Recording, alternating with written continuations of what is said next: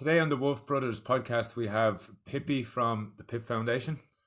It's funny. I had to ask Cormac an hour ago what your real name was. Now, I did know, but because your name is just, because you referred to as Pippy all the time, I actually forgot. But You're what? not, you're not the first man. There's people that know me my whole life and didn't realize my name is Porek. Like, do you know that kind of? It's funny. Yeah, Nicknames stick, don't they? yeah, man, 100%. And what I wanted to, just for anyone that's listening, is if you wanted to just explain what the Pip Foundation is. Yeah. So the PIP Foundation is effectively PIP stands for prosperity in people, and really, what we're focused on is exactly that, ensuring that people can be as prosperous as possible, with a particular focus on the vulnerable in society, be it the mentally vulnerable, the physically vulnerable, those on the streets and in homeless capacities, and so on. And originally, we were the Shine a Light organization, and we've rebranded in the last year or so, as you know yourselves, to the Prosperity in People Foundation. And within that, there's, I suppose, three key pillars. The first of which revolves around distribution. So the distribution of essential goods to homeless hands and vulnerable hands up and down the country. So we collect anything and everything that's applicable to these people. So your clothing, your non-perishable food items, your hygiene products, and your liquids. And out of those goods, we assemble PIP care packs. And in each PIP care pack, we aim to have a hat, a glove, a pair of gloves, a pair of socks, a jacket, a t-shirt, a jumper, a pair of pants if we have them, some trainers if we have them, some hygiene products like your toothbrushes, your toothpastes, your shower gels, particularly if homeless people happen to get themselves into temporary accommodation, that they've got that at their disposal. And then we've got our liquids. So your water, very simple, but a necessity. Your sugary drinks, your Lucozade bottles, and your non-perishable food items like your energy bars, your cereal bars, your pastas, your soup sachets, pot noodles, and so on. We've got various donation points across the country where we collect all those, we assemble the packs, and then we distribute them. We distribute them in the major cities across Ireland. So we recently had a campaign on the 18th of December in Dublin City, where we distributed a total of 120 care packs to 120 vulnerable people, mostly being homeless people within the city itself. So that's kind of the first key pillar within the Prosperity in People Foundation, which is important. The second revolves around education. So we're heavily involved, as you guys know, in schools and clubs and societies and businesses, whereby we give talks on overcoming adversity and giving back to those who need it most, and touching on some of the adversity that we might have felt in our own lives. And I'm sure we'll probably touch on bits and bobs here throughout this podcast today, but also going through some of the statistics around homelessness. At the minute, there's over 8,000 people homeless in this country. Half of those are young people going into their second and third Christmas in temporary accommodation. There's 8,000 homeless, but there's 183,000 vacant dwellings. So let's do the maths on that one. It's simply a problem that should not exist. There's more than enough housing out there for these people, and social housing and that sort of thing. So it's about education. It's about creating awareness around some of the statistics and problems that exist on the streets today. And the third, I suppose, key pillar there revolves around prevention. And that's where you guys come in. That's where I come in, and a stronger capacity with regards to pipsqueaks. And really, I suppose, when we talk about pipsqueaks and we think about pipsqueaks, we think about people who are vulnerable, right? We think about people who are vulnerable in society. And that's why it's very important that you and I and the other pipsqueaks involved in the Prosperity in People Foundation stand up and say, well, actually, it's okay to be a pipsqueak, and almost destigmatize what it means to be a pipsqueak, and stand up tall and say, well, actually, I'm very proud to be a pipsqueak. And often it's the weaker and the more vulnerable voice that has so much more to offer, and when we think of homelessness, like, where does it start?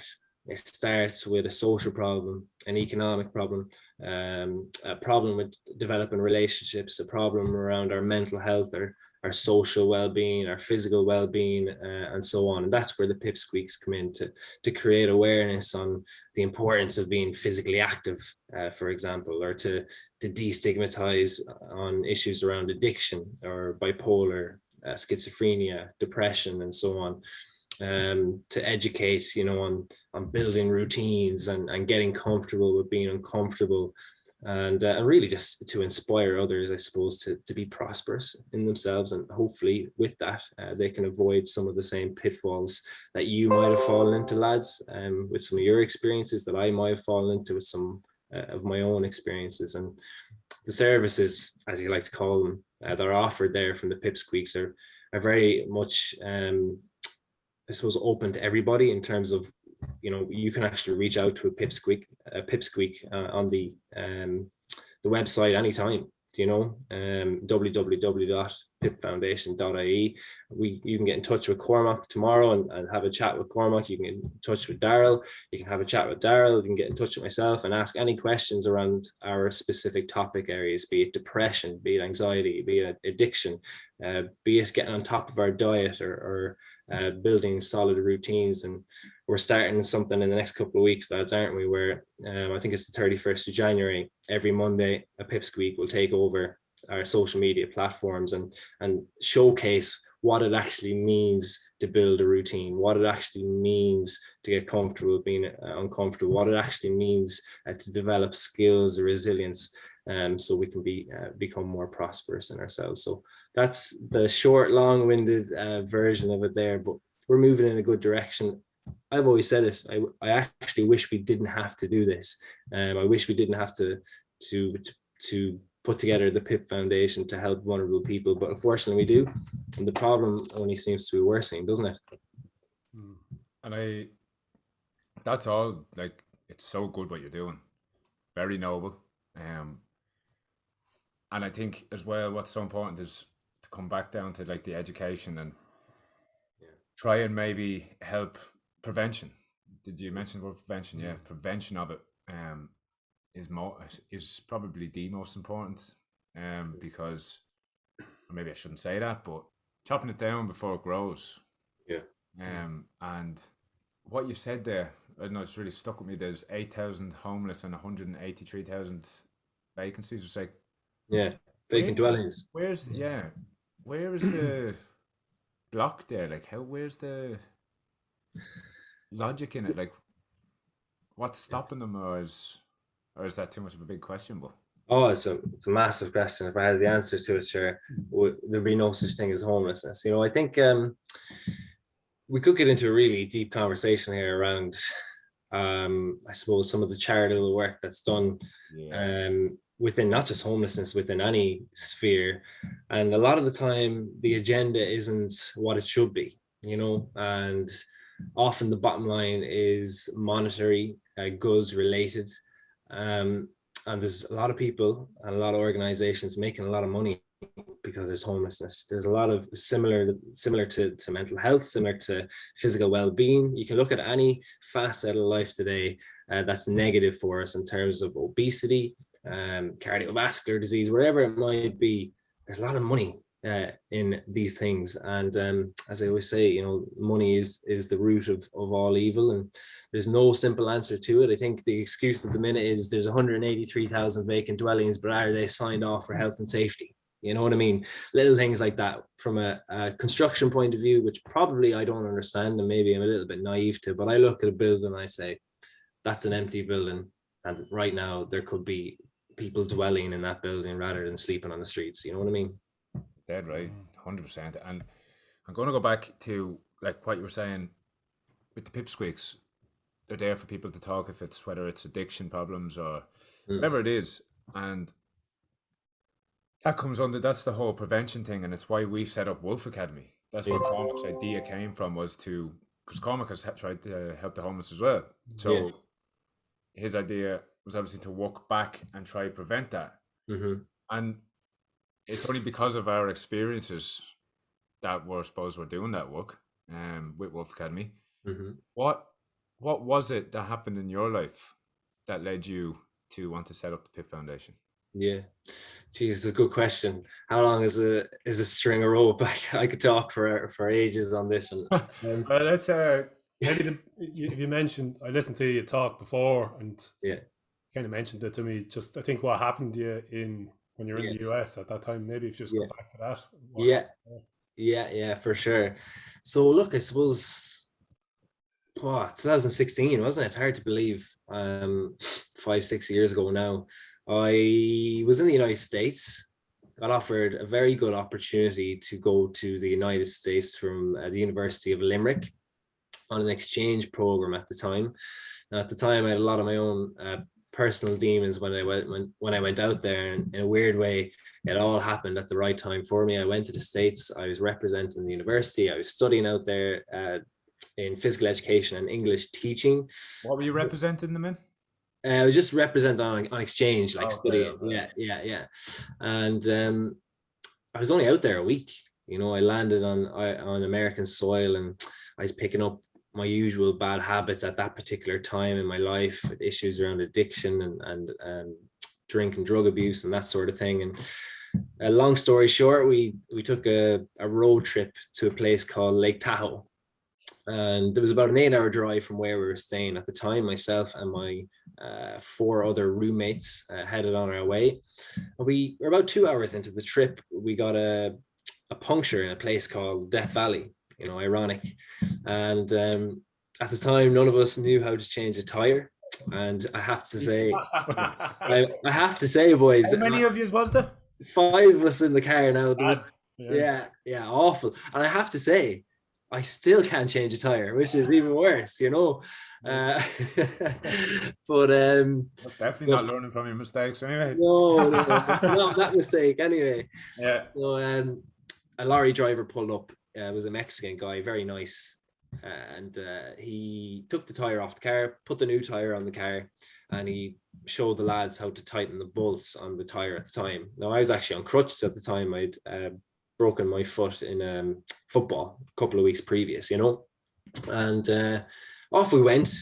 About 5 minutes later, and I moved from the front of the car, the passenger side, to the back of the car. We're all rotating so everyone can have a go in the front and all that kind of stuff. And I moved in behind the driver's seat, which, lo and behold, was probably the worst seat to be sitting in.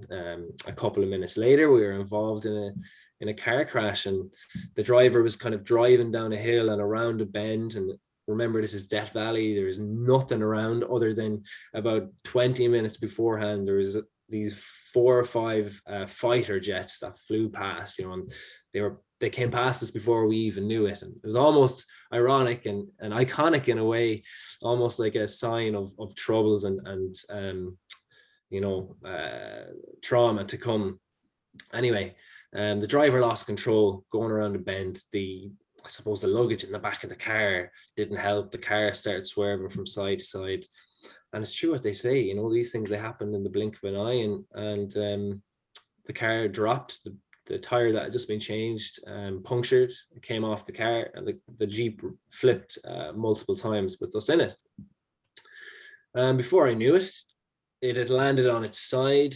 The passengers had all jumped out of the car, out the broken windows. It's like a tin can at this stage, really.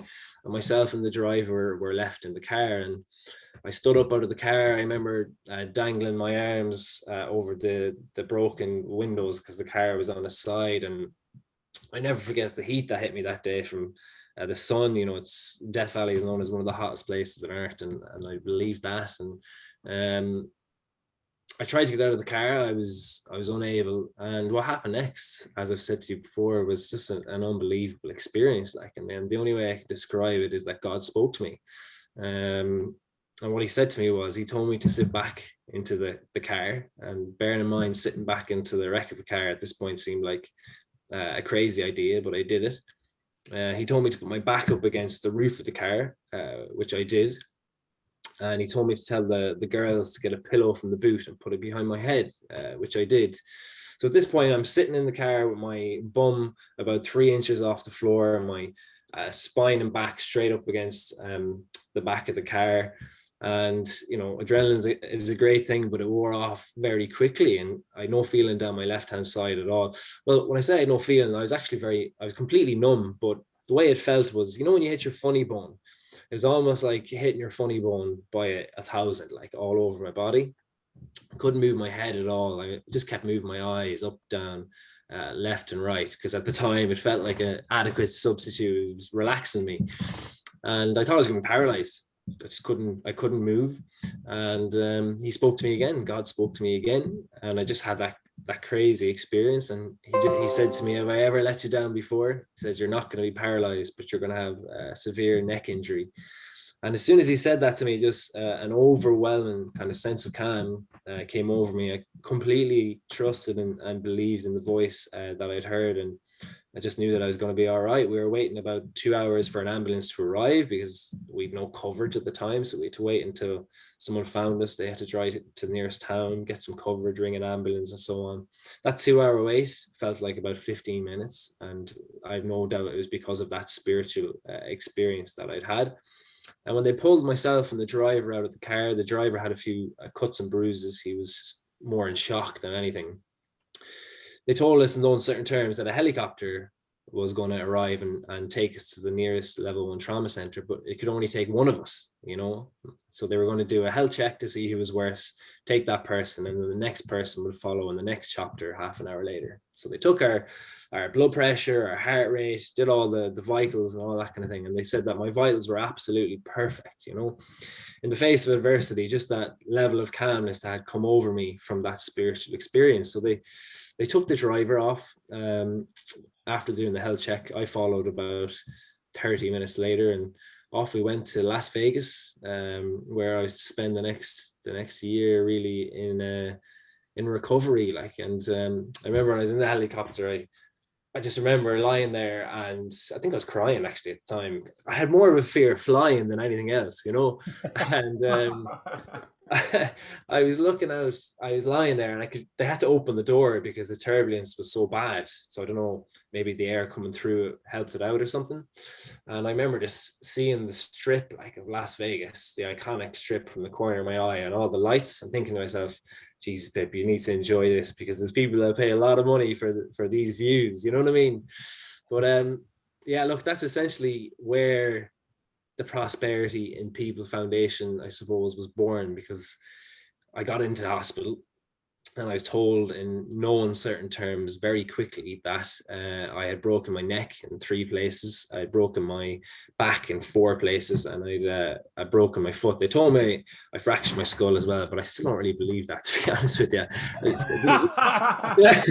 I didn't really, it didn't feel like I just felt a little bit sore up here, but I didn't feel like I fractured my neck, my skull, to be honest. But anyway, that's kind of where it all, I suppose, came from. And it came from a place of me having absolutely every privilege that is known to us taken away from me, from holding a pen to sitting up out of bed, to feeding myself, to showering, to standing outside, to putting on my shoes. All these things that we don't even think about, that are just here in our subconscious, were things that all of a sudden I could not do for myself. You know, I was bedbound for 3 months or so, and I remember as I was learning to walk again, I was in a rehabilitation center, and there was this smoking area out the back of this rehabilitation center, and a strip about 7 meters long.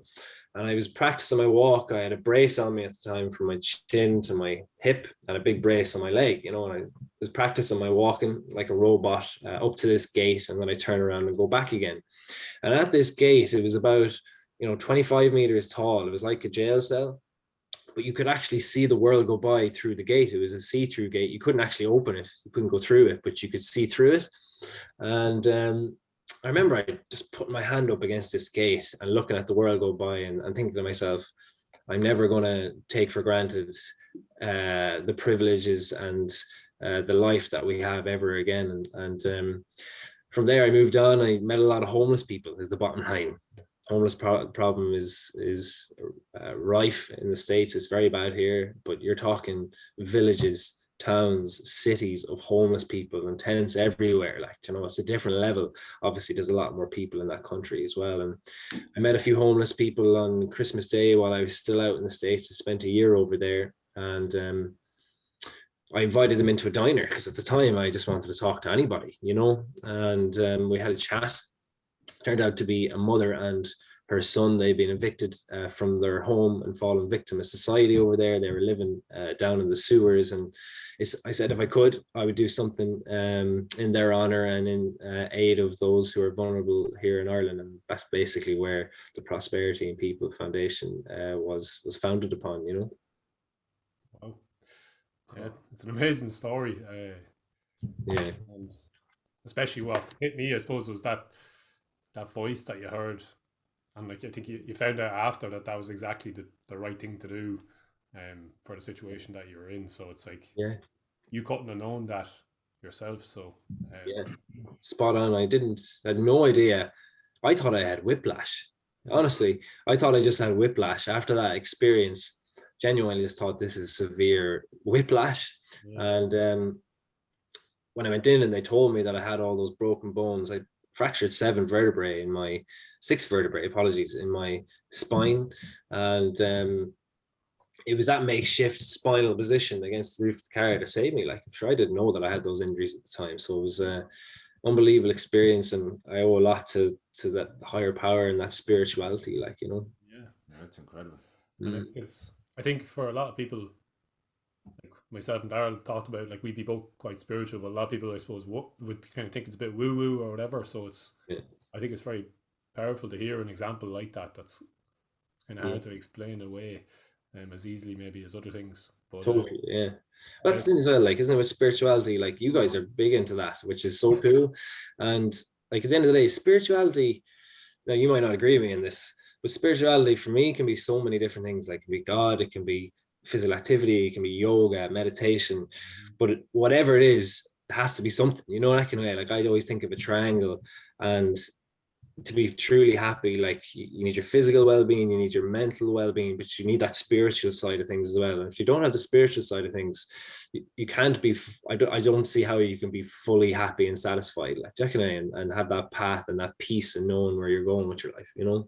Definitely, yeah, because we were even saying just like an hour ago, I was like, to Daryl, I was like, sometimes you kind of forget about that connection to and it can be something like connection to nature or whatever, or like a connection to your joy and your peace, that fulfillment you get maybe from like meeting people, like, that's spiritual as well. Absolutely. Your fulfillment and joy. And I was like, sometimes you just get so caught up in the day to day of the mundane things of life. Like, even I was there for the last few days of work, and just everything seemed like a task to be ticked off. And then I had a bit of a weird dream last night, and I just kind of remembered, like, there's more than just the mundane things that sometimes you see. Sometimes it just all looks mundane, and it's like you just have to reconnect to that deeper part that, you know, there's something else, something bigger than you.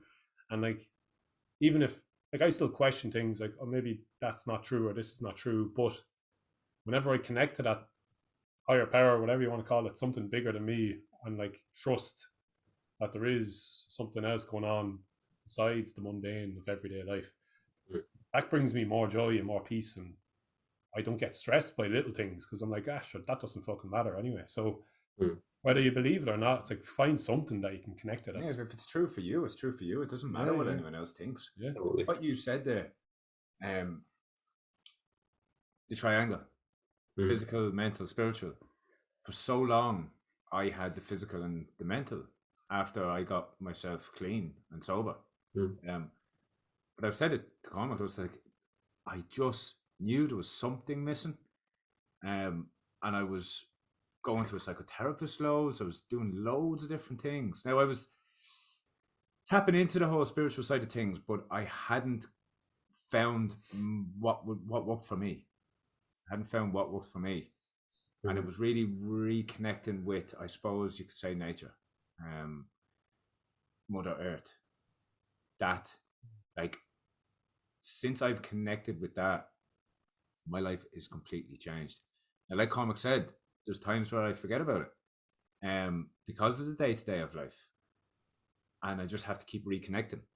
because I have the different practices that reconnect me, and it's just funny. Even when you're doing them at times, if you're not giving them the right attention, or you're not present with the practices, Mm. you can still become disconnected. So it's just about, for me, it's like really trying to be present with what you're doing. That makes such a huge difference, because you can be ticking off the boxes. Even like Colin said with the business thing, you can be ticking off the boxes for your spiritual practices. If you're not giving them some sort of presence, they don't seem to work as well, for me anyway, personally. But like you said, it can be anything for anyone. Like, you don't necessarily have to believe in God to be spiritual or anything like that. It's just whatever it is for you. And if it works for you, it doesn't matter what it is. If it has a positive effect, it doesn't matter what it is. Absolutely. You're spot on. And you use that key word there, peace, like, that feeling of spirituality, for me, it's God, and that feeling that there's something bigger than you, like, that's guiding you along your journey. It just gives you such inner peace, because all you have to do is work hard. Like, all you have to do is follow the path. The path is already paved. You just need to follow it, keep working hard, and be alive to that spiritual word. So you know that you're on the right path, and you're listening to what it's telling you along the way. Like, do you know what I mean? An example of that actually is a really good example. I was talking about this yesterday. Before I started doing this PhD that I'm doing at the moment, right? What are you doing? I had an absolute dream job where I was working, and I still am, but not as much, with a company called Swim Trek, right? And I was traveling the world with this company, coaching open water swimming in the most exotic, beautiful locations all around the world, like meeting people, having that social interaction, swimming, just having everything that I wanted right there in one job. Like, it was like the job was made for me. And I was out traveling. I think I was in New York at the time, actually, and I got an email offering me a PhD and a scholarship PhD in UL. And I did not want to do it, because as far as I was concerned, I was living my best life. I was happy out. But I had to at least think about it and be open to the spiritual side of things, whereby I wanted to listen to my body and what it was telling me. And unfortunately, or at the time, I thought, unfortunately, my body was screaming at me and telling me to take this PhD, and sometimes, people think sometimes if you're spiritual that life is hunky-dory, like, and that you're always going to have it easy. Like, that's not the case at all. Sometimes you have to actually make very tough decisions, and decisions that you don't want to do but are going to be of benefit to you. So I took it, right? I decided to pack in an unbelievable job in terms of traveling, and go back to the academics into a PhD lifestyle, which is very, very difficult. And within a month of me starting the PhD, COVID hit, and I would have been out of a job anyway with Swim Trek. I would have been sitting on my arse thinking, why didn't I take the PhD? So it's just so important to be alive to that word, because it's always there. Like, it's always directing. When you're doing things that are right, and when you're doing things and you're not doing things well, or you're doing things that are wrong, if you've opened that door towards spirituality and you understand it. You know what I mean? Definitely. And it's like you said, your body will tell you. Yeah. Like, your gut will tell you, that kind of intuition or that feeling in your gut. If you sit and ask, your body knows. 100%. And that I resonated with that when you said your body was telling you. What is the PhD you're doing? So it's a PhD on the impact of physical education, physical activity, and sport, so movement effectively, on adolescent health and mental health. So we're looking at depression, anxiety, self-esteem, life satisfaction, positive mental health, obesity, cardiovascular disease, all this really, really interesting stuff. I tell you, you wouldn't do a PhD unless you enjoyed your topic area. And thank God this PhD is just made for me, because I love it. I speak about it every day. It's part of the reason I do some of these podcasts, is because you get an opportunity to talk about physical activity. And that's effectively what it is. We're running a couple of different studies at the minute. We're looking at the impact of it here in Ireland, particularly in schools. So what impact physical education has in schools. Is it a priority in schools? is there high provision? Is there low provision? Which means how is it provided? Do leave inserts get good opportunities in physical education, or don't they? And we know that, you know, LCPE now is on the curriculum for the last couple of years. But more importantly, then we look at levels of provision. So schools with good provision, schools with maybe not so good provision, and correlate that against well-being indicators. So if a school has high levels of provision, does that necessarily mean that the students are going to have lower levels of depression? And equally, if a school has lower levels of physical education, physical activity and sport, does that mean that there's going to be higher levels of depression? And actually, there's very, very little literature on this within Ireland. There's lots of literature on physical activity outside of school, but very little literature on physical activity in school. And at the end of the day, you know, you spend a lot of your time working in schools, and adolescents are in school for a massive proportion of their adolescent lives. Like, so it's important, and so important, to utilize schools as an opportunity to get young people physically active, you know. Definitely, yeah. And I know, yeah, is PE an exam subject now, or yeah, it is. It's offered in most schools at the moment, so you can decide and choose if you want to do it. All right, yeah, which it seems to like be moving in the right direction, but again, like a lot of things in the school system, it's like slowly moving in the right direction, just a bit too slow. I think personally, because there's just so much to change that it's like you'd maybe be better just start from scratch in some sense, because like, even, you know, just we go into the schools to do talks or workshops, and students are just sitting in their chairs all day, every day. Like, that's just not good for you. Like, you know, we weren't born to do that. Nature, like. And like, even like your body posture when you're sitting there, like you're probably hunched over, like that's like proven to lead to more depression if you're in those body postures more often, instead of like standing up and moving around like more naturally. Now, how do you link like a hunter-gatherer lifestyle into the school system where you're always moving? I don't know, but it is something we notice. Like, energy levels, like, you need to get them up moving as much as possible, just to get their energy up and, you know, bring them to life a bit, because they're just sitting there, and you're not really taking things in either. Like, when you're sitting for so long, like, you're just not stimulated. So I think it's a very interesting topic to be looking into. So it is. And put it this way, like, they obviously move so little in the school. When we take them out to do movement, even sometimes if it's all boys or all girls, they're embarrassed to move in front of people. Yeah, like, they're embarrassed to move their bodies in some. Now, it's not their fault whatsoever, but it's like, it's just because it's that foreign to them. You know, it's like they're just used to being in the little safe desk at the seat, and it's people don't even want to move in any way that might look strange, or, you know, it's funny. Like, that's why, like Colin said, we do get them out and get them moving, tell them the importance of it. But it's really, what you're doing sounds really, really cool. Do you want to come up with us? Yeah, sold. No, I think you're bang on there, lads, and that's why I think we get on well, like, you know, and that's why we collaborate with each other, because we align in our morals and how we think about schools and young people and where we want to go with that process. Like, you know what I mean? And at the end of the day, like, I worked in schools.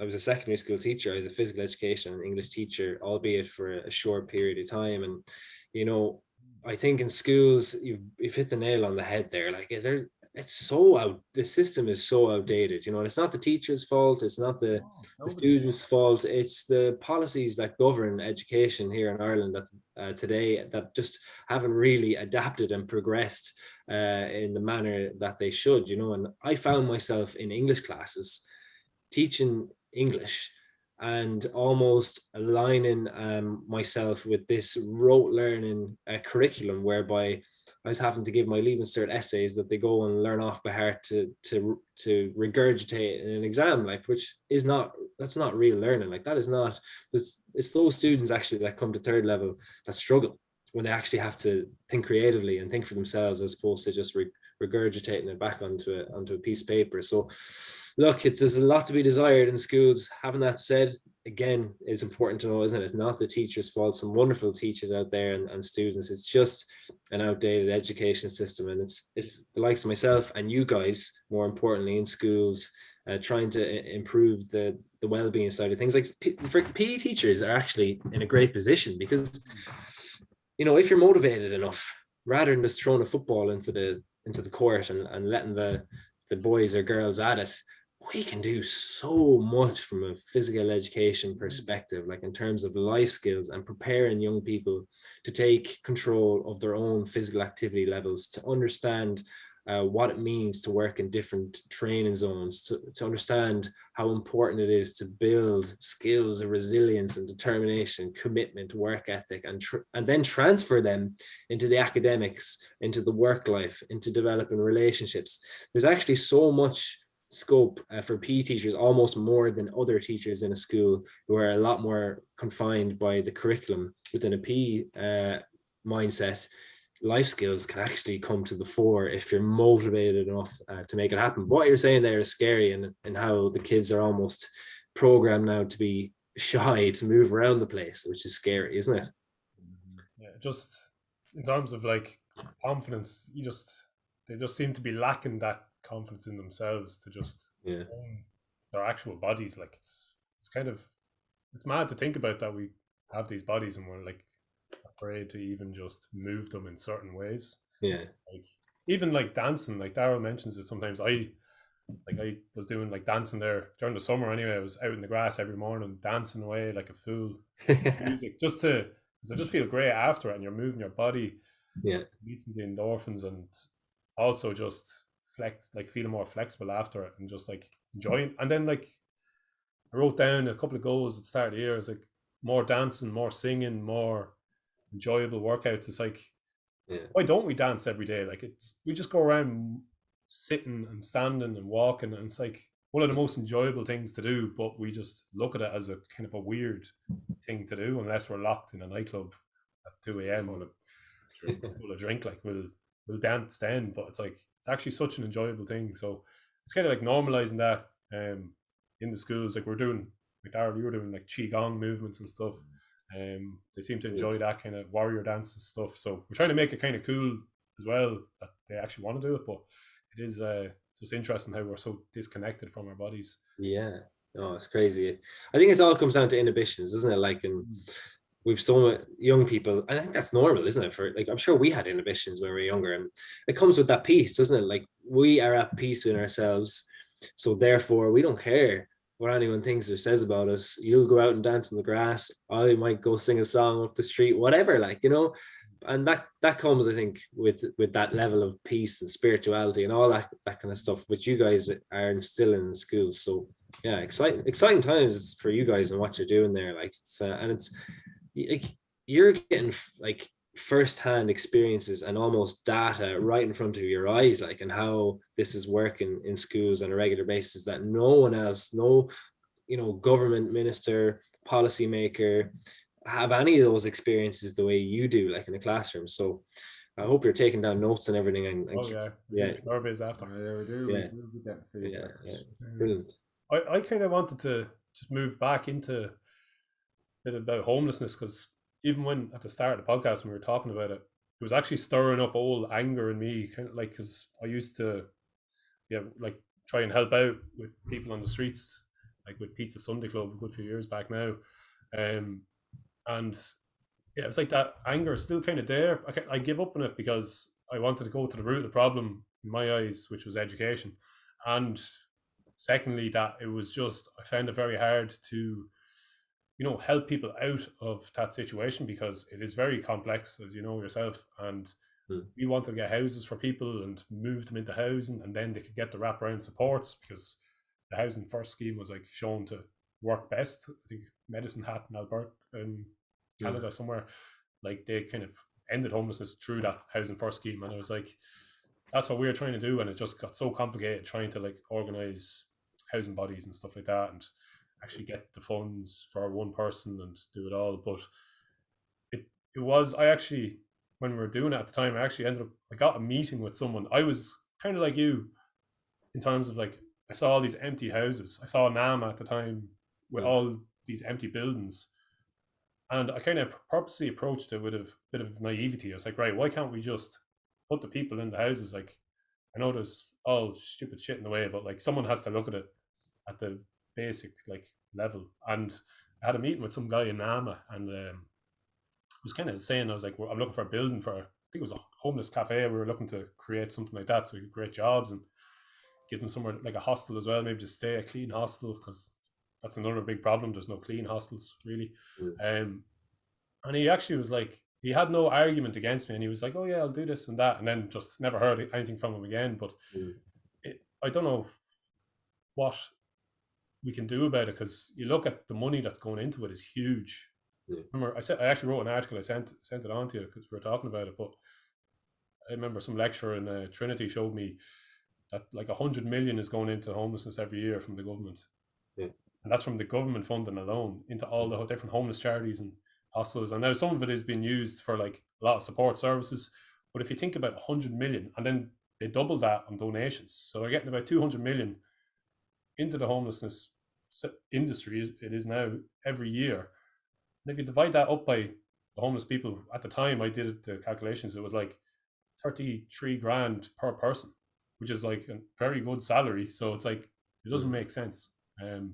All the money going into it, all the empty houses, all the fucking charities who aren't working together, because realistically they're businesses, as you said, like, and I wouldn't necessarily agree that money is the root of all evil, but it's, I see it as energy. Once it's put into a certain direction, it can be good or bad. It's like double-edged sword, I suppose. It depends how it's used.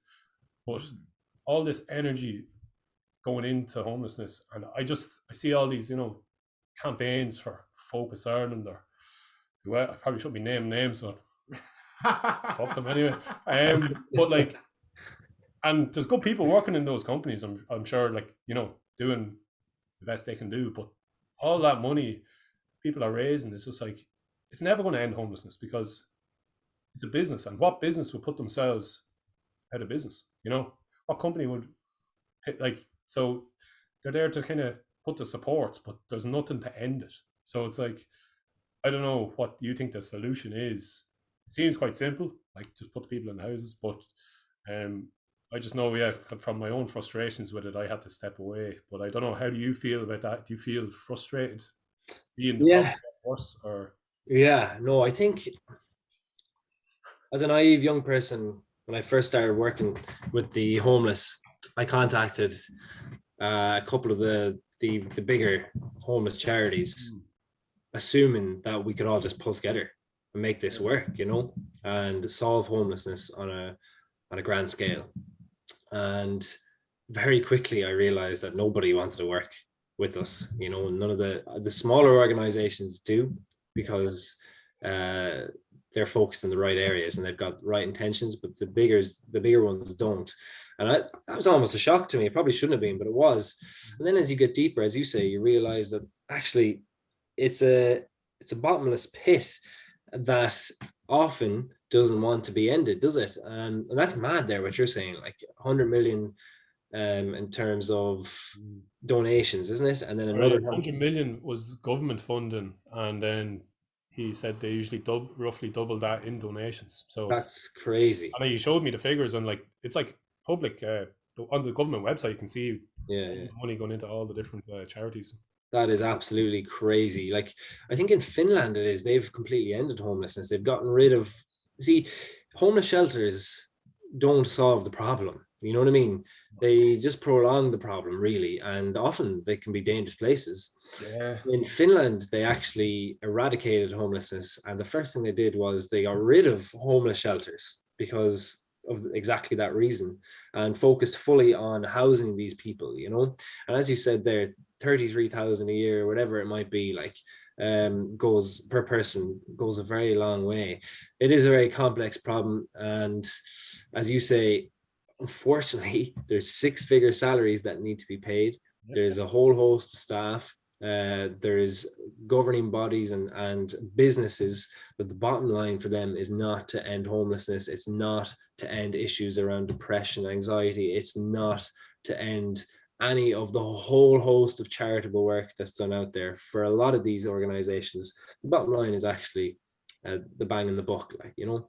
And sometimes it's hard, it can be even more difficult for the likes of your organization when you're organizing the pizzas and looking into housing and ourselves, because we actually don't deal with monetary goods a lot of the time because we want to move away from that, you know, side of things. But at the same time, if you don't have monetary goods, it's very hard to push forward your agendas to towards housing or education or skill development or whatever that might be. So I think I genuinely think that all of the big organizations could come together and we could all have an area that we focused on, you know, whether that's housing for the likes of whoever it might be, you know, or education, whether it is skill development. You know, people get into social housing as they need to be educated, so they need to go and develop skills so they're more employable, all that sort of stuff. And we can all have different areas that we focus on. We can focus on the mental health side of things and the correlation between homelessness and mental health, and ensuring a full and fruitful recovery from the mental health side of things, or the physical side of things, the social side of things, and so on. But it seems like there's not enough collaboration between the bigger organizations and that's causing a major problem. And right now, it's sad to say, it's hard to see an end to it. It's hard to see an end to and the thing is, this is a model, as I keep saying, that you can take not just from homelessness into so many different areas of charitable work, like, you know what I mean? Oh yeah, it's like rampant across it. Like, if I remember looking at the figures, and like I think it was Focus Ireland. Now someone's might come back and maybe saying I'm wrong, but it was back when I was doing Pizza Sunday, so maybe 2016. I was looking at the figures. I think they spent 70,000 a year just on advertising. Yeah. It's like, if you actually collaborate with each other, like, they're advertising against each other to try raise money. That's it. And then you have CEO salaries like in the over 100,000, like for a CEO of charity, and then they're putting all this money to, like, his job is to raise more money to pump it in to like make more money for them. I know they do, yeah, as you said, like, it's never gonna, their business model will not solve homelessness. No matter if you give them $1 billion, like, it will never solve it because it doesn't build houses. So it's like, I know it's bringing up all this frustration to me, maybe that I haven't really looked into it in a while, but it's like, it's annoying me to see that it's actually getting worse. Like, since I was there, and I couldn't see how, without collaborating, there's no real chance of solving it, or without someone coming with some sort of different approach. But I think you're dead right. Even like with education, which we're both focused on as well, like, even us collaborating, that just multiplies. Like, you have your synergies, like connections and like ideas. Like, you don't know what you could do if that's just two people. And then the more we collaborate, like, we're trying to collaborate with a lot of people now, because we're realizing education is a huge like problem to, like, mental health in the country is like a big problem for young people, and it's like, we're not going to be able to do it alone. So we need to work with other organizations who are of the same ethos. And there's no point in us all, you know, being egotistical about it and being like, oh no, this is my thing and I don't want, you know, totally, that's exactly coming in on my. It's like, no, we need to just kind of move past that. And sometimes, the ego comes in, but it's just remembering that it's not about that. It's about the people we're trying to help here. So I think, that's like, there's probably no point in banging on about the problem, but I just wanted to make people aware, I suppose, of the situation with the charities, that because a lot of people give a lot of money to them, and I think it's fair that they know what's happening with that, you know. Of course, yeah, no, for sure. And as you say, education is key. Education opens up a door to improvement, and that collaboration side of things, as you mentioned, is so important. And that's why we try and engage. Like, we engage one school, that's 300-400 pupils, 30-40 members of staff in one visit. Like, you know what I mean? If you're doing 30-40 of those visits a year, all of a sudden you're getting the message out there and what you're doing and what you think will help solve the problem. But all of a sudden you've got thousands of other heads along with you to push forward and make a difference. I know, I'm sure you're the same. Every year we aim to evolve, like, we aim to improve, we aim to lower the numbers of homeless people, we aim to educate more people, we aim to do more. And if we keep doing that every year along with everybody else along this journey, you would hope that would be the ticket to solving these problems, you know what I mean? So you just got to keep banging on that door. And I suppose on the other side of it is like not getting too bogged down in it either, and realize, like, the problems will probably always be there. We just have to do our part, and you know, might not even be in our lifetime, but we just try and enjoy it along the way and do what we can as well, because you don't want to burn out either, I suppose, which is potential when you're doing something like what you're doing, like because you're obviously doing a lot in different areas, so it's you looking after your well-being is the most important thing, because if you don't do that, then you can't really give back either. So if you don't look after yourself, you can't serve others, really, can you? Very true. Yeah, very true. I often say that, you know, I think at the end of the day, no matter what you do in life, you're number one, right? Like you're number one in your life. I always say that to people, in your physical, your mental, your spiritual well-being. You got to put yourself first. And once you're able to do that, then you're going to be at your optimum to be able to help others. And that's what it's all about. Yeah, because people do, and like I'm guilty of it too. People are much quicker to help someone else than before they help themselves. And it's kind of built into us for some reason. In the majority of people, I've noticed. Even the teachers, like we were doing a workshop with teachers a while back, and we had a triangle that was rating yourself on how willing you are to help others. How willing you are to help yourself? And what was the third one? How willing you are to ask for help. From others. And like everyone was up on the 10 out of 10 for willing to help others, and then willing to help themselves or ask for help right down. Really? You know, right down, yeah. And like that was across the board. So it's like that probably comes, they were teachers, so they're like and they're working in outreach, so they're very given of themselves, but to their own detriment if they're not looking after themselves. And that's what we were there to like show them. It's like you need to look after yourself, like, because you're going to burn out, or you're more effective. If you really want to help the young people, you need to help yourself first. Yeah, spot on. Yeah, but I think it could be an Irish psyche or something where it's like you should sacrifice yourself for everyone else. It seems to be, from what I've seen, like Irish people, like the Irish, like even say our mother or whatever, like you know, it probably changes when you're a parent. I suppose you're sacrificing for your kids, but it's still important. Like we're just trying to get that message to people that just look after yourself first, because like even if it is for your kids, they want you at your best, you know. Totally. That's by looking after yourself, then you're setting an example. Yes. Like by doing these things, like taking care of yourself and physically, mentally, spiritually, like other people will see that then, and it has a knock-on effect 100%.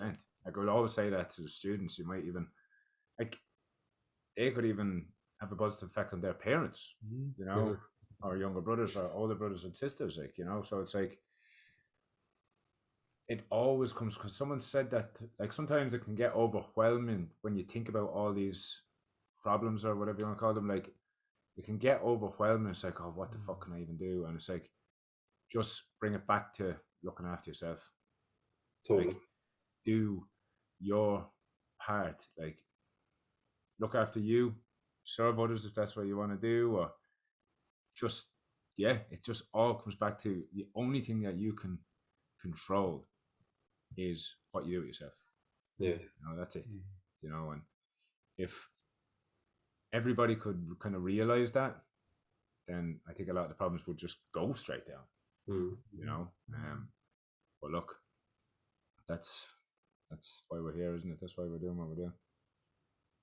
Yeah, try and help get that message out there. Of course, I think as well, you know, leading people follow. Like, you're not gonna, especially if you do it with purpose, you know, and if you're looking after yourself, you're leading by example. You know, if you do that with endeavor, you know, people see that and people watch, learn, and follow, like, and understand. You're not going to, and that's, I'm sure, what some of these podcasts are about as well, is by leading by example, by sharing where you're at and where you're going, and helping others avoid some of the same pitfalls, develop some similar skills. You know, we're not gurus at the end of the day. Like, we can only speak about our own experiences and where we're at, but I think leadership is a real part in that. And you know, people can watch us and learn from us, but also we're constantly learning from those around you, you know. And I think the day that you stop learning is the day that you should be done with life, like, you know, because at the end of the day, you're always learning, aren't you? You know, whether I go to a football match, to a Gaelic match, to a swimming competition, I'm always close to coaches, because I want to see how they interact. I want to see how they manage their athletes. I want to see how they hold themselves and how they go about their business. So you got to be constantly open to learning and evolving and adapting to those around you, don't you? Yeah, 100%. Like everything that we do, like we've either learned or seen from someone else. Like, and even I think sometimes the things that might come to you intuitively, that's coming from, it's coming from you, but it's like instilled in you from maybe your ancestors or something. Do you know what I mean? It's like, it's all we're all just here to help each other. I seen a thing recently. It was like, rarely does somebody heal in isolation. So it's like, that's why like human connection is just so vitally important. You know, and like I've only really discovered the power recently, like in the last year or so, of like complete honesty. And I'm still learning with it, because it can be very, very hard to be totally vulnerable.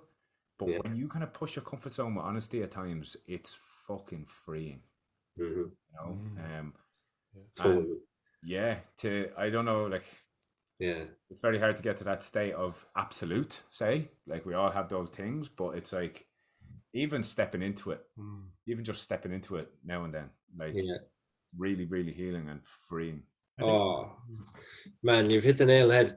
I think myself and yourself have similar backgrounds there in terms of addiction, like, you know, and overcoming addiction.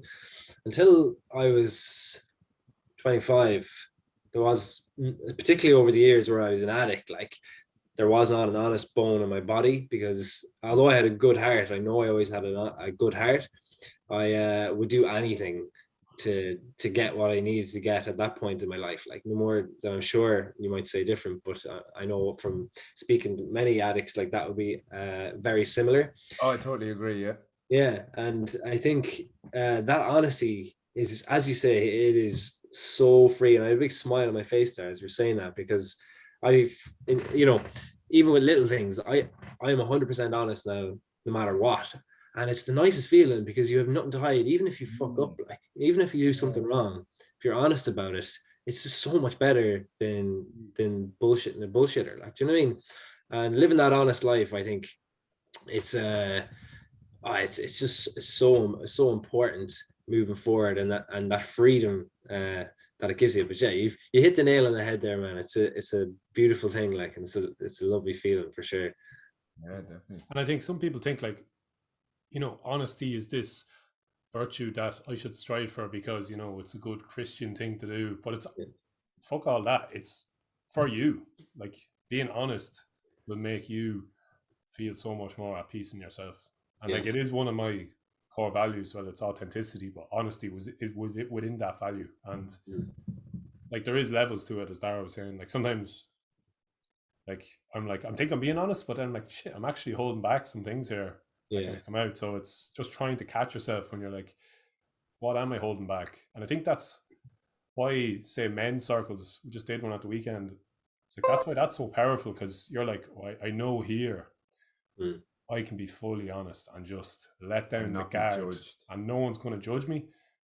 And like, we're all sharing shit here that, like, no one's going to re-say it because it's a sacred space. And you just like, one of the lads that was there was kind of saying how when it was coming to his turn to speak, he was thinking in his head, what's he going to say?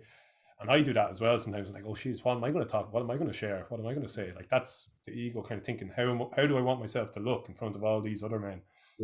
And I try to, like, catch that, and then when it comes to me, just talk without having a script in my head, without planning it, just talk from the heart, I suppose. Like, how do I actually feel?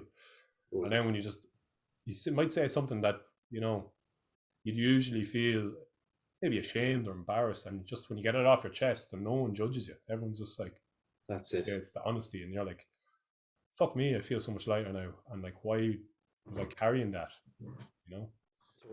Totally. I learned a lot from my girlfriend, actually. I remember like, vulnerability is actually so important. Like, getting comfortable with being uncomfortable it breeds strength, you know. And I was hurt badly in a relationship when I was a very young lad. I was only a teenager, but it hurt, you know. And since then, particularly in the early years after that, I struggled in relationships because I was just haunted by some of the things that went on at the time, and I used to have this real negative view of vulnerability because I used to think if I was vulnerable, I would be hurt, when actually I met my beautiful girlfriend, and she taught me all about vulnerability, and she changed the lens in how I actually looked at it, in terms of, if you can get vulnerable, you should actually almost try and get vulnerable as much as possible once you're around the right people.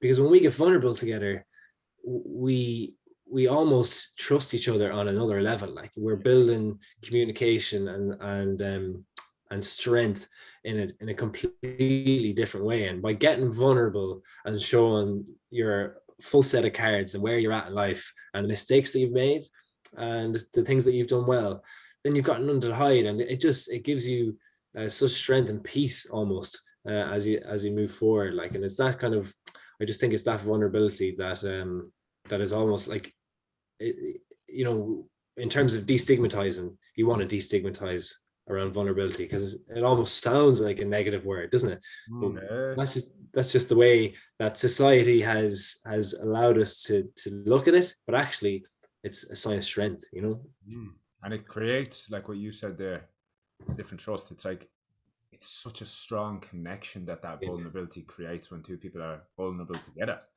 Absolutely. But like you said, it's a negative word. If someone says he's vulnerable, it's like, or she's vulnerable. It's like associated with weakness. Yeah.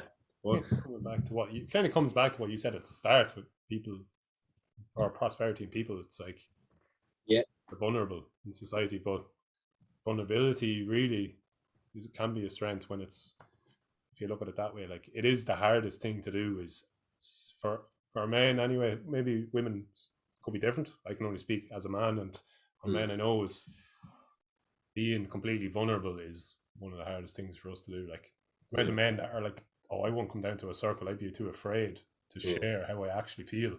But so it is a strength to be able to do that. And that's where the pipsqueaks come from, isn't it? That's what we're all about, destigmatizing what it means to be a pipsqueak, you know what I mean?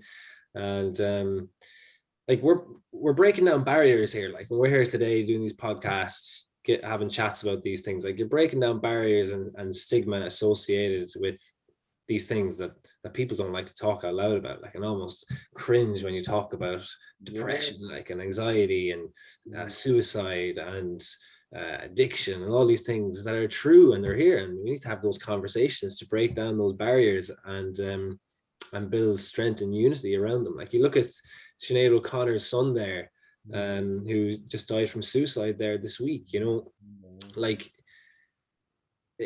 it's a problem that seems, again, to be getting worse in many ways. Yes, there are more people talking about it, and I can say that as a matter of fact, because I had my own problems around depression and anxiety 10, 11 years ago, and I can tell you, for me, it felt like there was much more shame associated back then. But today, the same problems, the exact same problems exist. You know what I mean? Like, I went into a hospital back in 2011 after attempting to take my own life the night before, and I was lucky that the rope snapped. I went into A&E, and she basically, now this is the thing again, nurses, doctors, very similar to schools, brilliant people, teachers, brilliant people, but it's the policies that govern these places that is the problem. And I walked into this hospital, A&E, with my best friend at the time. I told them what had happened the night before. I told them that I had issues around alcohol abuse, and she told me very quickly that actually they look on mental health and addiction as two separate entities, So very quickly I was handed a pamphlet on addiction, and I was told to go solve my issues with addiction and come back when I had them solved, and we could start to take a look at the mental health issues, And I was lucky enough to have a friend waiting and family members waiting outside to put their arm around me and make sure that I got the help that I needed at that particular time. But the likes of Sinead O'Connor's son and people up and down the country every day of the week that are being turned away, not because the nurses and doctors want to turn them away, but because the policies that underpin the practice that goes on in these places is actually pretty frightening when you think about it. Like, you know, imagine going into a hospital and saying, you know, I attempted to take my own life last night. Please, will you help me? Like, it's hard enough to do that as it is and be turned away. You no wonder like people are walking away from hospitals and taking their own life, because how hopeless would you feel? So that's a crime in itself, and that angers me just as much as the homeless side of things when I think about it, you know.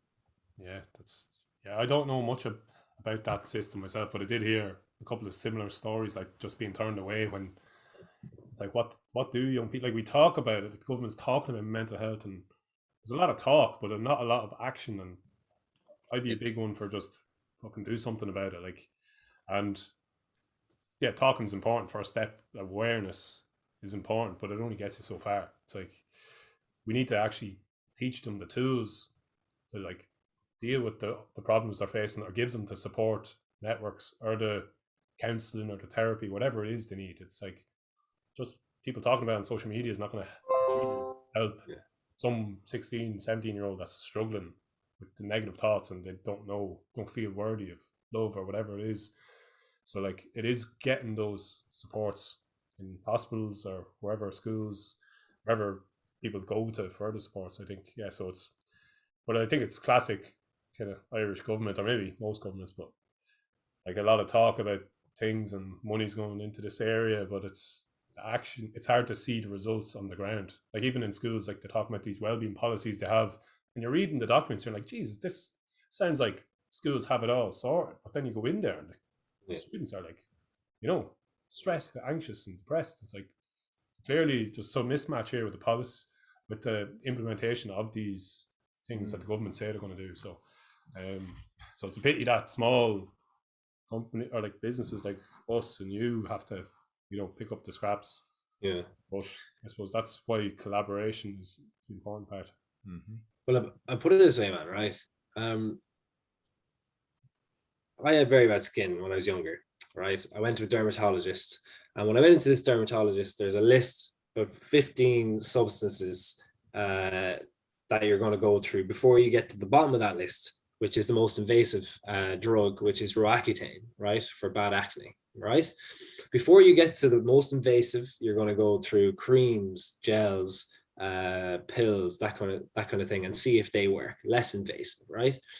Why are we implementing the same ideologies and policies within the sphere of mental health, right? Yes, pills and anxiety pills and all that kind of stuff serve a purpose in society. Yes, they do. Of course they do. But why aren't we going through a list of natural remedies to remedy issues around depression or anxiety? For example, physical activity. Okay, dancing like comics said. Yeah, dancing, whatever it is. You know, are you physically active?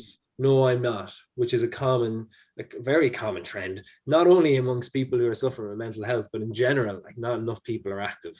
Okay, you're not active, right? Let's prescribe you 3 to 4 physical activity sessions a week for 60 minutes a day at a moderate to vigorous intensity, right? What is your diet like at this moment in time? Are you eating? No, you're not. Okay, let's prescribe you regular breakfast, regular lunch, regular dinner, a balanced diet of proteins, vitamins, whatever it might be, high doses of vitamin B12, which we know has a positive psychological process in the brain.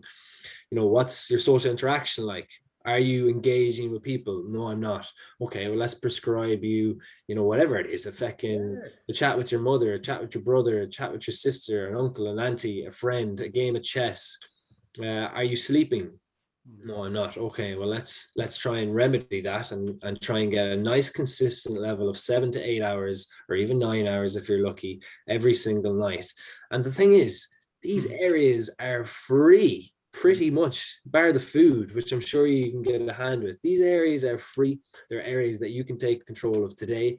And here's the thing, you absolutely positively will feel better. You might not be cured, but you will feel better. And anyone that's listening, I can tell you right now, I'll give you €1,000 if you take this on board for 6 months on a consistent basis and you're suffering today.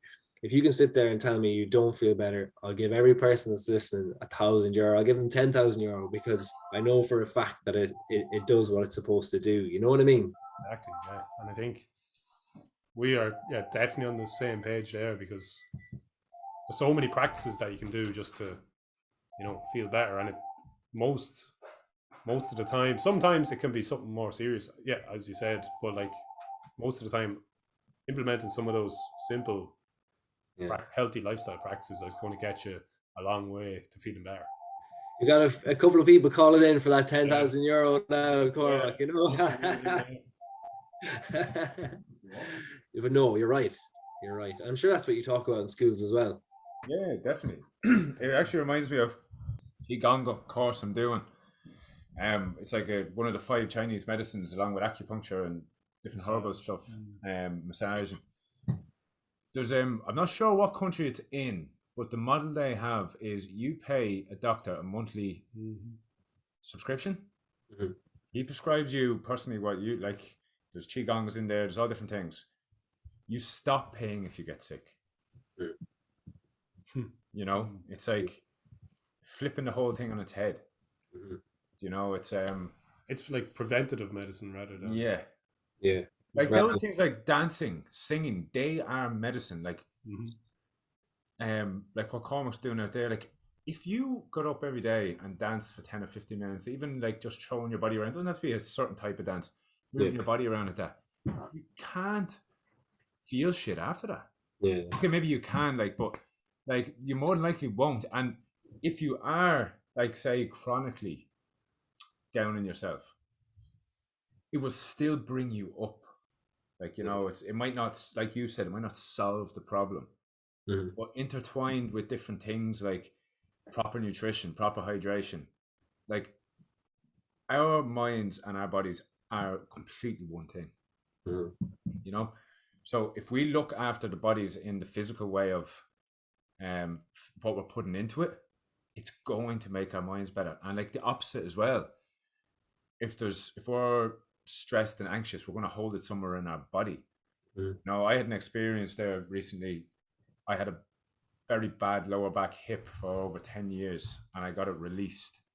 And when it released, I realized it was an emotional thing that I'd been carrying around with me for over 10 years. Wow. And it was a very profound experience. I had a lot of flashbacks of different events in my life that very quick. It was when my hip popped out. And all these different flashbacks of I suppose what you could call traumatic events. And then even the constant day-to-day of me just like complaining about it and walking around and trying to crack it. This all happened in like 5-10 seconds. All these flashbacks, and boom, it was just gone. My hips were free, and like that was all emotional. So it's like there's just no separation from the mind and body. So if our minds are stressed, we can just look after the body, and it will in turn, just help your mind too. Like all them things you listed there, they're just. I think it's much easier as well for a lot of people like to go for the body first, because like it can be hard to. Sure, I still get negative thoughts, and it's hard. Like, as much as it's like, change the script. Focus on the positive, or gratitude.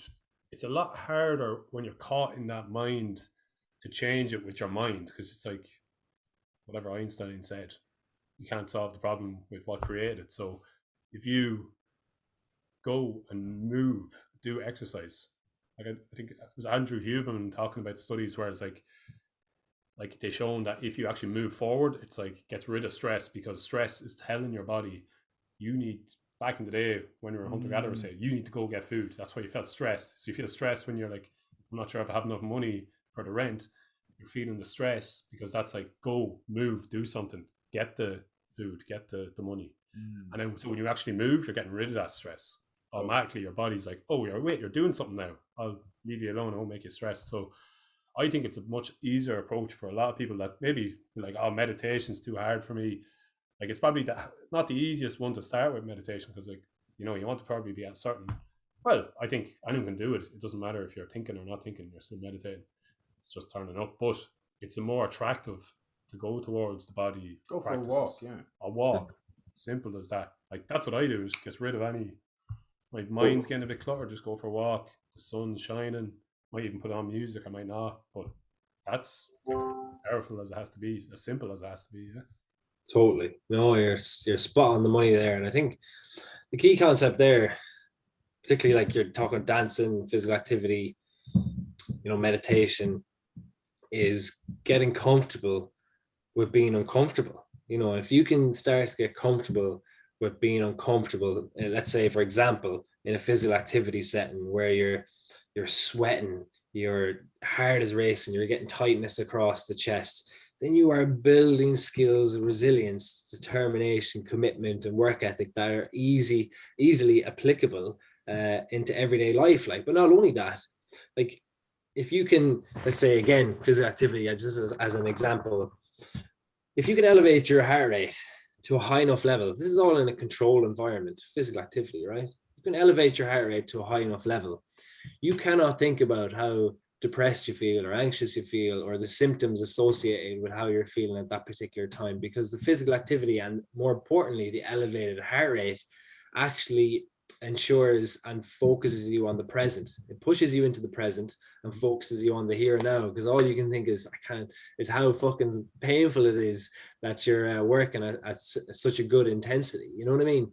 And the same thing can be said for the likes of cold water therapy. Like same exact same principles. You jump in cold water, which I do every single day, and it forces you into the present. You get into the cold water, you might have 1,000 problems, and you come out with a solution, because you can't actually think about anything other than the water and how damn fucking cold it is. And I think the word they use in the research world is exposure. Like, are you exposing yourself to the elements? And the more you put yourself outside that comfort zone, yourself, people today, they're just stuck inside that little circle and they struggle to step outside of it, whether it's in school with those students, whether it's through physical activity, meditation, whatever it might be.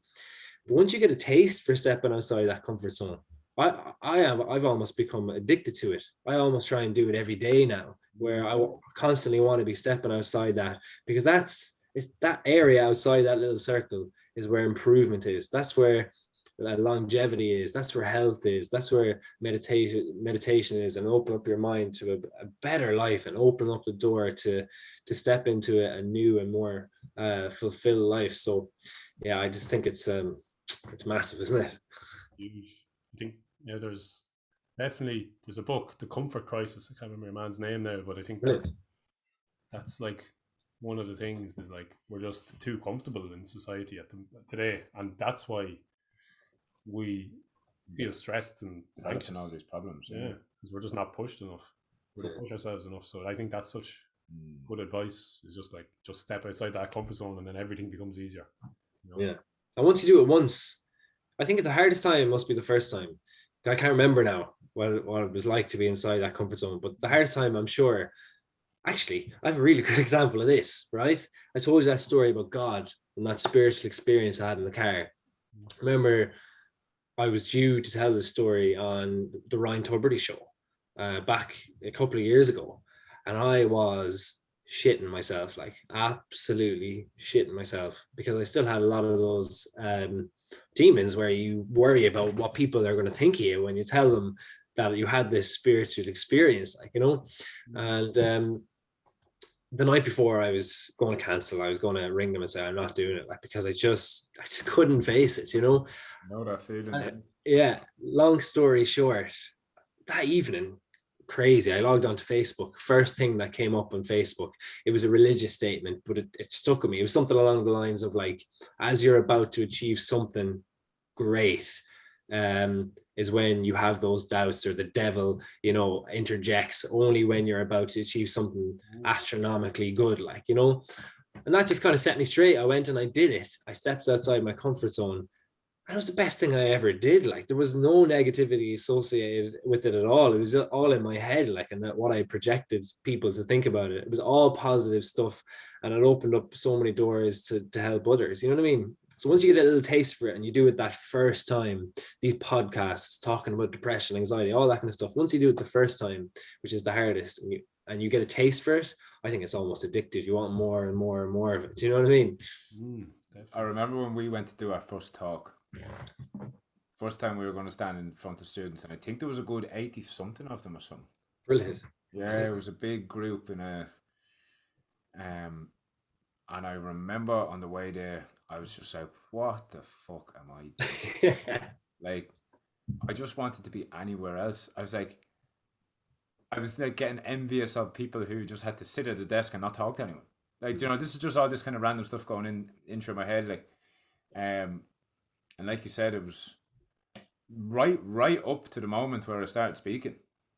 You know, just I suppose a bit of imposter syndrome comes in then as well. It's like, who am I to be doing this? And and I hear from talking to a lot of people that happens to most people, you know, at some point. But yeah, stepping out of comfort zone and doing it, the when you do that first time, it's like it just takes you onto a different level of confidence. Maybe even though it can come back in, you'll still do it though. Once you've done it that first time.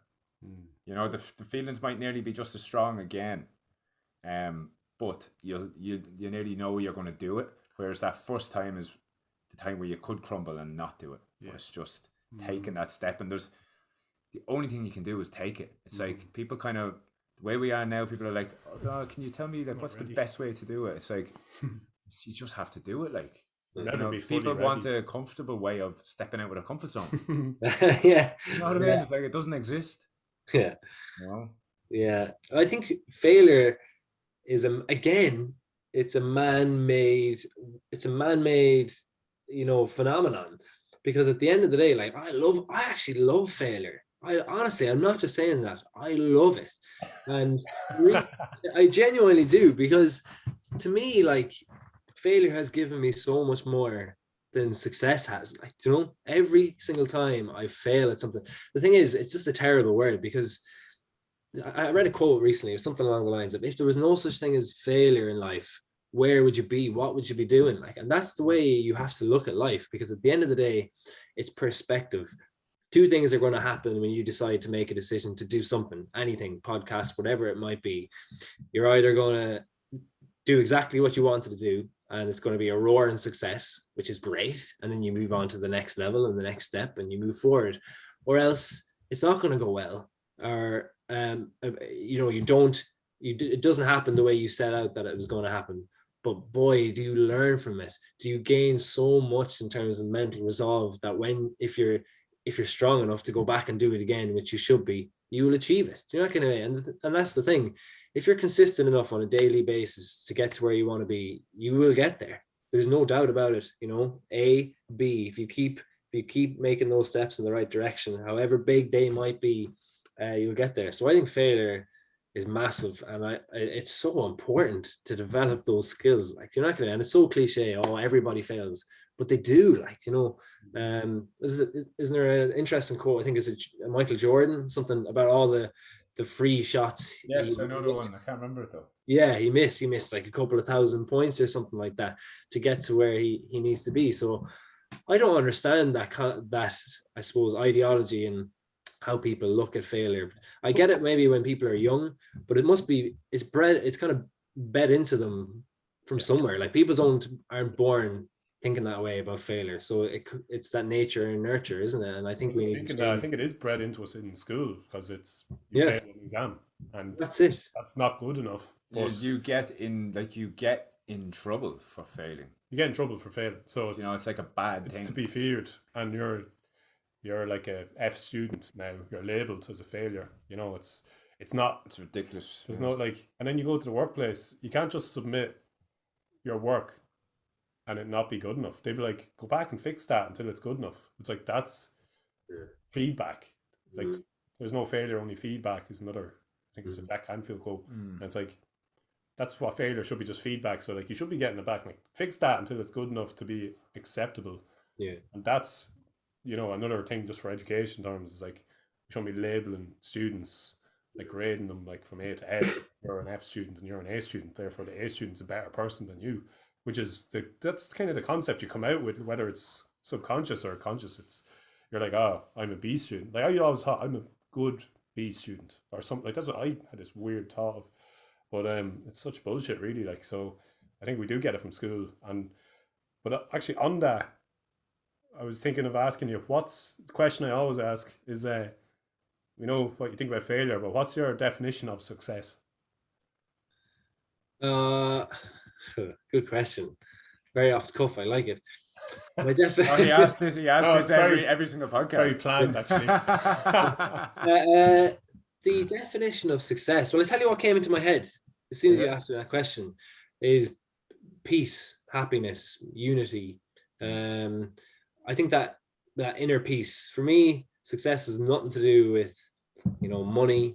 Success has nothing to do with academics. Particularly for us, we've been through trauma. We know what it's like to go through trauma. So for me, success is being happy and at peace. And for me to be happy and at peace means being physically active. It means being able to talk to people. It means having a nice meal. For me, it means not being an addict. It means making the right choices and being proud of those choices that you've made. And that was the first word that came into my head: peace, happiness. Just to be in that place of complete contentness with life. And I go to bed and I give thanks. Different stages in life, you're more or less in those moments, and life is full of peaks and troughs, isn't it? But when I have those moments where I'm 100% content, I always give thanks, because it's the best feeling in the world. Like, and it doesn't mean you're wearing a goose jacket or anything like that. It means that you're just happy. It doesn't matter where you are. You're content and happy. What about you? Well, for me, actually, someone asked me this yesterday. Yeah. A business mentor, and I was like, "Hey, that's my question that I always ask people." Yeah. I suppose for me, it boils down to enjoying my life. I used to say enjoying my life and helping people, but I think it just boils down to enjoying my life, because when I'm enjoying my life, I'll naturally probably will help people, just by radiating joy and love. I know some people think it's a fluffy word, but it's probably one of my favorites. But like, just feeling that, yeah, I have this one life that I'm actually making the most of it every day, like, and having that connectedness to myself and contentment every day, which, as you said, it doesn't always be there. So, but I'm like, if I can every day be like, what do I want to do today to enjoy my life? And helping people is one part of that. Dancing, connecting with people, talking, just being true to myself, I suppose. So that's a bit of a long-winded answer for. You think I would have thought that one probably? But yeah. What about you, Daryl? We'll throw it at you as well, will we? What's a success? Cormac used the word there, being content with myself, being happy in, like, right now, no matter, like you said, no matter where I am, just being able to be happy within myself, to have,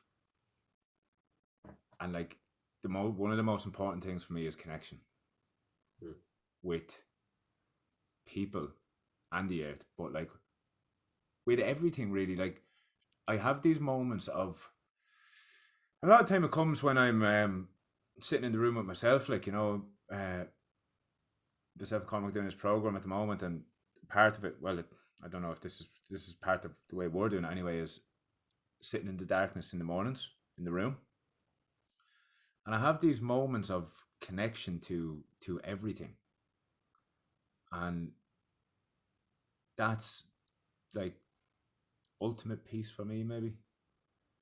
And that's just being able to feel that at times, and then the connection with people when they're there, like my partner Amanda now, of the connection I have with her is something I've never had in a relationship. So that to me feels like success too, not in the way of, oh yes, I've achieved this, but like just that contentment, and like Cormac said, love, and it's a different kind of level than I'd ever experienced with any other partner, because it's a very, I don't need anything from her. It's like a very non-judgmental sort of thing. Now, things like judgments come in and stuff like that. My ego comes in. I'm not saying it doesn't. Like, it definitely comes in at times. But when I'm able to take a step back and really appreciate what I have with her, even with my family now, with Cormac, my brother's like, because there was a time in my life where I never thought I was going to ever have that. You know, it was like, it was gone at times, or felt like it was as good as completely gone. My connection with people, because like we talked about earlier, in addiction, you lie a lot and you'll do anything and everything is a secret. Like, you don't want anyone to know who you really are, because you can't stand that person. You know, so it's like every single part of my life was fake nearly. Money, it genuinely was, because I would never be honest about anything. You know, I would be saying things to half try and convince people I was all right, and it's like, and myself, trying to convince myself, you know. Anyway, go back to go back to the question. But yeah, boils all down, I think, to contentment, connection, peace within myself.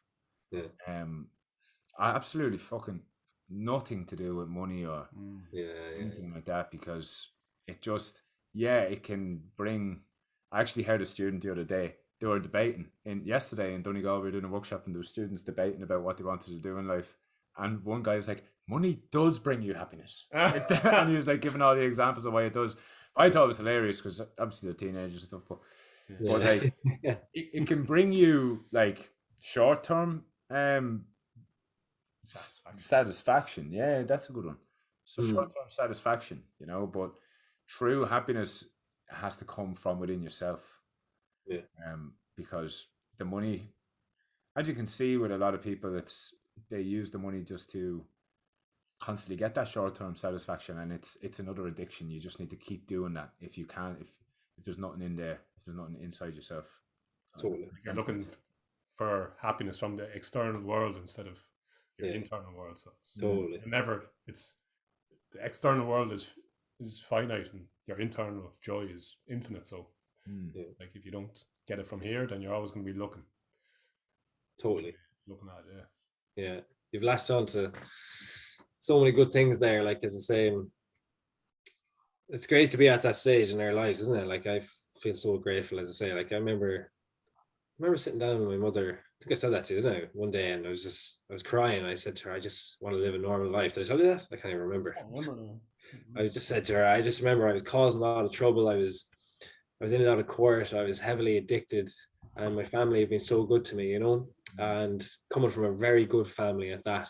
I remember one day I was just crying, and I was gripped by addiction to a very strong level. And I said, I just want to live that normal life and go to work in the morning, go for a surf in the evening, free of all ailments. So now, you know, that's what success is, isn't it? When you're at that stage of life where you're free, man. You're just free in life. You're happy. You're content. It's it's class. And the thing is, you cannot take it for granted, because it can be taken away from you just like that. Like, you know. Yes, and it can be completely gone in certain moments. Oh, it's you can nearly forget that you even have ever had it. It's just that, like we spoke about at the start, just reconnecting to whatever it is that works for you. You know, to bring you back to that present moment and get out of the stresses of this matrix that we live in, or whatever. You know, so wow. I think that's maybe a nice place to end it, because that was summed up life there. Our take on it anyway. No. I think there's one other question I'm supposed to ask, but I always forget. What advice would you give to your younger self? That question. What advice would you give to your 16 to 18-year-old self? Not that now. See, the problem I have with this question now is not that you'd want to change anything that happened in your life up to this point, because then you wouldn't be talking to us right now. Exactly. But if there was advice to give back, I think it's a good way to say it is, what advice would you give to someone in a similar situation to you that's now 16? Okay, yes. Well, that's a good question, and it's actually a great way to end the talk. Like, I think there's one key word for me that stands out above most other concepts, and that's consistency. For me, you know, whether you want to be an astronaut whether you want to be a teacher, whether you just want to sit in your arse, whether you want to be happy, sad, in between, active, whatever it might be, you need to be consistent. And in Ireland and a lot of other countries, we're very, very bad at being consistent at something on a regular basis, whether you want that magic pill to feel better, or whether you do a week's worth of exercise and you expect to lose 100 pounds and so on and so forth. If you can be consistently good day in, day out, when I say good, I mean work at it, putting in the effort, grinding, whatever that might be, focusing on yourself, going into meditation. We're seeing the true benefits of meditation now, right? A couple of years on regular meditation and the fruits of that. And we're going to see the benefits of that in 5, 10, 15, 20 years time. Like, and it's going to keep growing. If you can be consistent in life, whatever you want to be, you'll be happy, and you'll be successful at stuff. You'll be prosperous physically, mentally, and emotionally. And, that's just a key word for me. If you can be consistent, that is probably one of the hardest things, but probably one of the most important things to be able to do within your life, whether you're young, old, or somewhere in between. Wow, brilliant. That's very Brilliant good. advice. Well, thanks very much, Pippy. That was actually very, very enjoyable conversation. Yeah, it's brilliant. Thanks for having me, lads. Pleasure as always. Pleasure, yeah. I'm sure we'll be seeing you soon. Yeah, definitely. We'll be in touch.